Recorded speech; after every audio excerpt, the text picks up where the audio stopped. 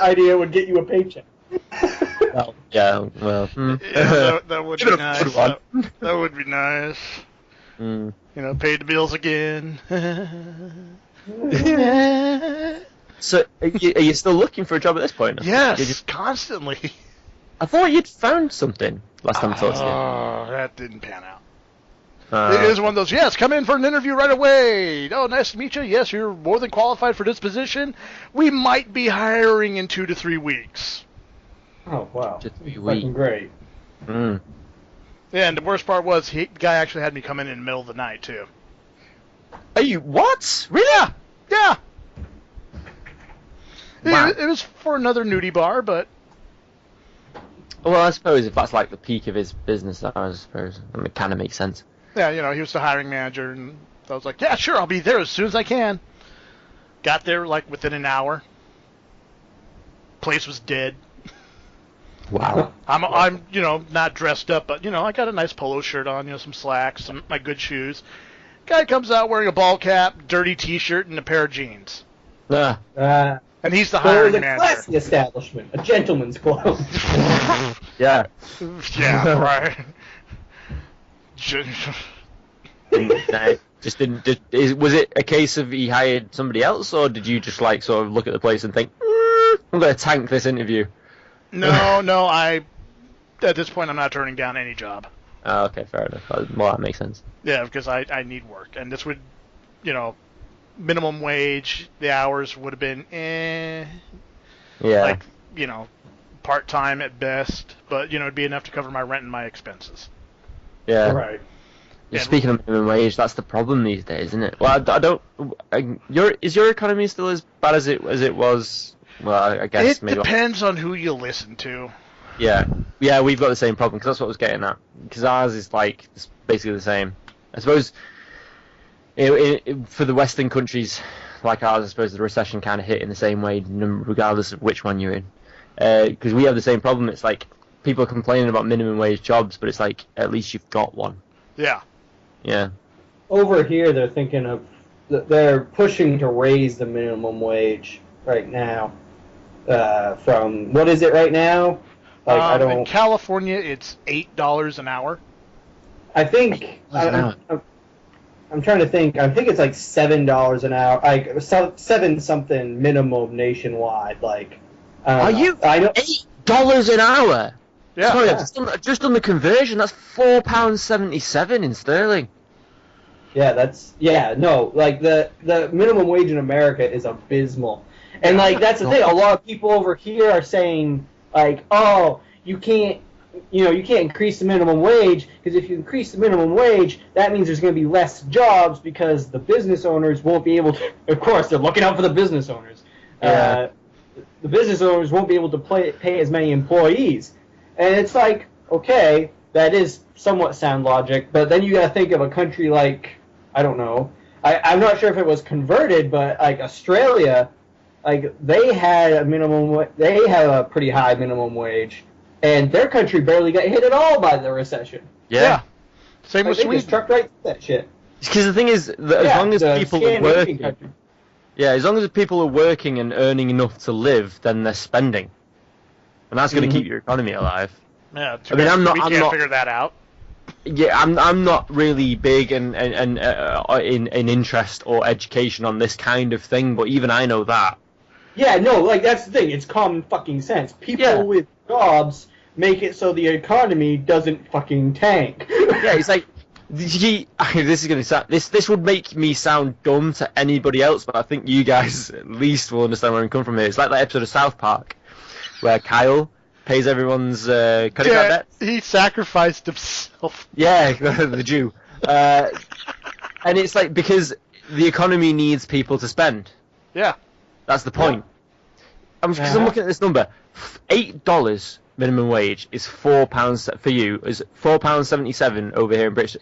The minimum wage over here is something like £6.50, which is like $12 for you, I think. Let me just check. Yeah, no idea. But the thing is, even we're still in the fucking shit. So God knows how the hell you guys are managing. £6.50 is about $11 for you. We're not. I mean, hell, you've Right heard now- all the bitching about the you're still a functioning country for the most part. But just alright, you've not broken up into tiny little states like Escape from New York style. No, but I will say the fact that there's like a shooting once a month is starting to get a little concerning. Yeah, you see, I think that's probably more to do with your gun laws rather than your minimum wage. I'll partially agree with that. Yes, that we can all agree on that. Yeah, because over here we have more strict gun laws, obviously, but there's still a shit ton of stabbings. Yeah, okay. You know, it's the weapon that's close to hand, you know? Oh, yeah. Kitchen knife, you know, it's always cooking easy. What? What? Not speaking from experience or anything. Well, actually, it's because the stabbings is the reason why I had to stop carrying knives. Yeah. Because as I got older, I became more bitter. I was like, I'm gonna stab this fucker. We actually had over here. We did have one politician in one of our political parties. Like, you have a two-party system for the most part, don't you? Republicans and Technically, there's more parties than that, but for some reason we only focus on the two. Yeah, that's what I'm saying. It's like it's your top dogs, right? It's your two, mainly a two-party system. Because over here we've got a shit ton of parties, but it's usually the top three are the ones that you pick from. Like, you've got the Republicans and who's the other one? Democrats.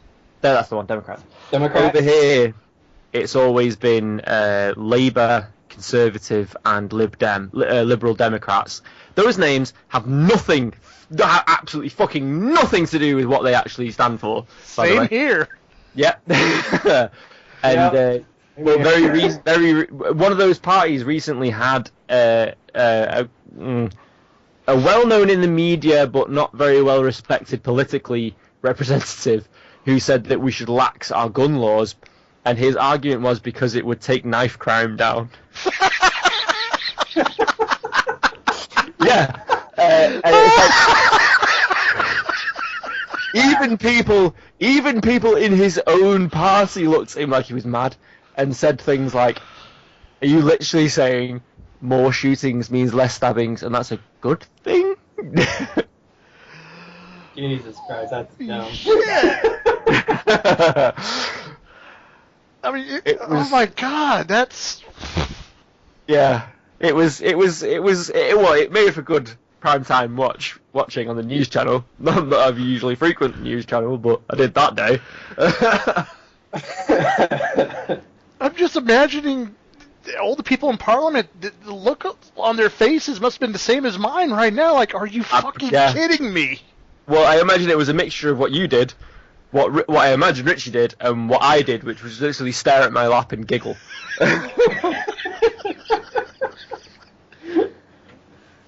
It made politics worth paying attention to, if only for 30 seconds. That's like. See, go ahead.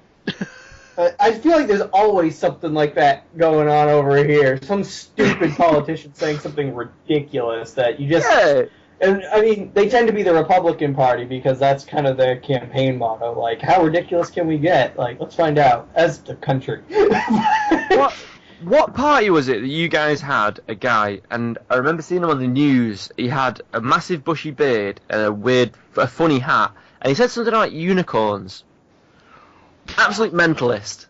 And he was probably independent, I want to say. No, I seem to remember that the party had some really daft name. Like the unicorn. It might have been that it was the unicorn party, maybe. Probably. That wouldn't have been... I never heard of this guy, so he probably wasn't major. For me to have heard about it, he must have had... Well, actually, if it was source-fed, it probably wasn't really popular media, but... I don't watch source-fed, okay. Do you know, source-fed, the best thing about them is they're at least funny. Sometimes. And they have good science stories. Yes, they do. Well, kind of. They always end up having sensationalists. They're like BuzzFeed. They have titles that draw you in, and then it's fucking nothing to do with what's going on. Oh god, yes, I know. Like the fucking Steve Zaragoza fucking review of 302. Yeah. Honestly, that pissed me right the fuck off. Yeah, you go into that video expecting something totally different, And he's like, worst movie ever. And they's like, well, no, just hated it. It was sexist, it was racist, blah, blah, blah, blah, but we got to see a pair of naked boobs. Thumbs up. Yeah. And I was just you know what? SourceFed has gone downhill since Elliot Morgan and Meg Turney left. Mm-hmm. And I love Jobra and Lee Newton, but without Meg Turney and Elliot Morgan, she's not the same. Meg Turney. Yeah, I know, innit? How fucking lucky is Gavin Free? Are you fucking serious? Oh, did you not know? Do you not watch? Do you not watch Rooster Teeth? Yes, I do, but that's his girl? Yeah. They are totally boning, dude. I know, right? I only found that out recently. I only watch the Let's Plays, and they never mention it. Yeah. I've not seen it. You see, because I watched the podcast, because the podcast comes out on a Tuesday night, it's good background listening when I'm writing for my blog, so it's like dead handy. And it's just, because they're always teasing them about it. Fucking hilarious. How? I do not know, because I imagine them together, and it's like, I cannot help but imagine Meg Turney disappointed. Because I know what Southern boys are like. I mean, over here in England, I mean, I feel like the stereotype over there is that the Southern boys for you guys are kind of like... They're a bunch of dumb rednecks there. Yeah, but I mean, like, there's sort of a stereotype where they're at least kind of butch and manly, right? Even if they're dumb. Yeah, I'd say, like... To a fault. Now, you see, over here, that's the North. The North, where I'm from. That we're supposed to be the hard cases. Which is probably a phrase you're not 100% familiar with. It's kind of like that, like, because most, like, there's the far northern United States, like... Where he's at. Near Canada. Yeah, we kind of loop back around to southern, the whole rural, tough guy thing, obviously. I imagine that's probably because of Canada, though, if I understand the stereotypes right. You know, kind of, but then again, when have you ever pictured, like, a really super tough Canadian? Like, who's not a lumberjack or a hockey player? Fair play, fair play. Well, I always end up with Hugh Jackman, but he's Australian, so... Yeah, he's... Because he plays Wolverine, just to clarify. Oh, who's that Prime Minister they have right now who smokes crack? Oh, yeah. That guy. Do you know what the funny thing is? Sorry, now you mentioned that, right? The company I work for over here, the cooperative, it's kind of like a socialist retail. Socialist. We don't like that word in America for some reason. Yeah, no, I know. I'm very much aware. Don't worry. It's kind of like a socialist retail sort of thing. Sorry, I've just found a picture of Meg Turney in Black Widow attire, and it's... Yes, wow. I saw the same picture. Sorry. And I sent you guys another picture. Yes, what was this? Hang on, let me have a look. Yeah, there you go! How the fuck does that end up with that? He must have one hell of a personality, that's all I gotta say. Well, it does, to be fair. If you watch the video... It's parts. It must be... It's go parts. Yeah, they say about guys with big noses. Right, I've got two things to say. Back to my original point. Yes. Yeah, over here, the North is like the hard dude, the guys you imagine as being more butch and hard case. The South, they're kind of frilly. They're kind of frilly in the South, where he's from. Right. Yes, I I just can see that. You just have to look at him, and he's kind of nearly the stereotype. Apart from if you're gonna talk like really Cockney London, like in Lock, Stock and Two Smoking Barrels, like Vinnie Jones. Oh, Vinnie Jones. Yeah, that's the exception. Certain areas of London Central, where you've got the proper like Russian mafia, Gaffer mafia, certain factions of the Irish mafia. You know, that's kind of rough. But the north of England is like what you expect to see real men. Real men. Not saying I'm one of them. Let's be honest. But dude, you're 6'3" and you do MMA. I used to do MMA. Well, you did. It's been a while. Let us be honest. Both of you probably got me beat on the whole masculinity scale. So don't feel too bad about yourselves. You used to fight. He used to fight. The thing is, for a second there, I was trying to figure out which one was you and he, but it doesn't really matter. Anyway, and my second point was, I can't even remember. This happens a lot. What was my second point? I can't remember what was my second point. All right, he talked about Canada. Canadian. Yes! No, your Prime Minister. The Canadian Prime Minister, sorry. Right. Smoking crack, right? Right. Sorry, yeah. Right. The company I work for over here, kind of like a socialist retail kind of group, called the Cooperative. It's in their name. That's an awesome name, by the way. Yeah. That guy in Canada, who's doing all the crack, looks nearly exactly like a guy over here who worked for the company I work for, the branch that we have that's in the banking sector, who did the exact same fucking thing. Oh my god. And it's not the same person. I thought that at first. I thought he must have shares in the company, but nope, not the same guy. Completely different guy, looks exactly the same. Clearly, that means there is a relation to cocaine and socialism. I would say cocaine and fat people, but okay. Okay, and fat. Well, come on, this is America. I like his defense. It's like, I don't smoke crack, I'm fat. If I smoke crack, I'd be skinny. It's like, fuck.